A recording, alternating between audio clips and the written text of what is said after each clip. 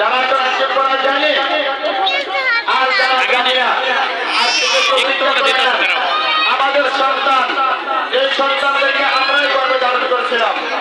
আমাদের এই সন্তানদেরকে আমরা কত মেহনত করছি, অথচ আমাদের মেহনতের ফসল আমাদের সন্তানগুলা তারা কোরআন শরীফ পড়তে পারে এবং লিখতেও পারে। আমরা যেভাবে কোরআন শরীফের মধ্যে সেইভাবে খরচা দেখি, সেইভাবে হরফগুলা দেখি, অবিকল এক এক বাচ্চারা ছেলেদের মধ্যে এইভাবে তাদের হরফগুলাও লিখছেন এবং শুধু ছেলেরা দেখতে পারদর্শী নয়, আমাদের নুরানি মাদ্রাসার ছাত্ররা খাতার মধ্যেও এভাবে লিখতে পারে। শুধু খাতার মধ্যে নয়, আবার সামনের ভিতরে যে বড় বড় বোর্ড আছে, অবিকল বড় বড় বোর্ডের মধ্যে কোরআন শরীফের কোনো পাঠের বাচ্চারা এইভাবে আরবি অক্ষর লিখতে পারে। হ্যাঁ, দেখেন বাচ্চারা লিখছেন, আমাদের প্রথম শ্রেণীর বাচ্চারা লিখছেন ইহদিনাস সিরাতাল মুস্তাকিম। আমরা আল্লাহর কাছে কামনা করি, আল্লাহ আমাদের জিন্দেগিটা, আমাদের জীবনটা আমরা যেন ইসলামের সহজ পথে পরিচালিত করতে পারি। আমরা বাচ্চারা, আমাদের বাচ্চারা লিখছেন ইহদিনাস সিরাতাল মুস্তাকিম।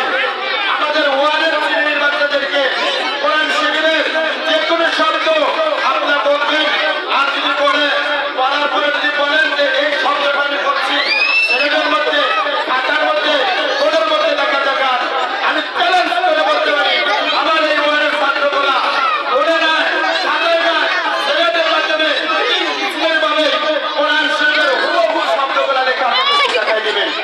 তাই আমি সর্বস্তরের মুসলমান ভাইদেরকে চেষ্টা করছি, আপনারা আমাদের বাচ্চাদের আরবি হাতের লেখাগুলো দেখেন, মনে হয় কম্পিউটারে টাইপ করছে। কি বলেন?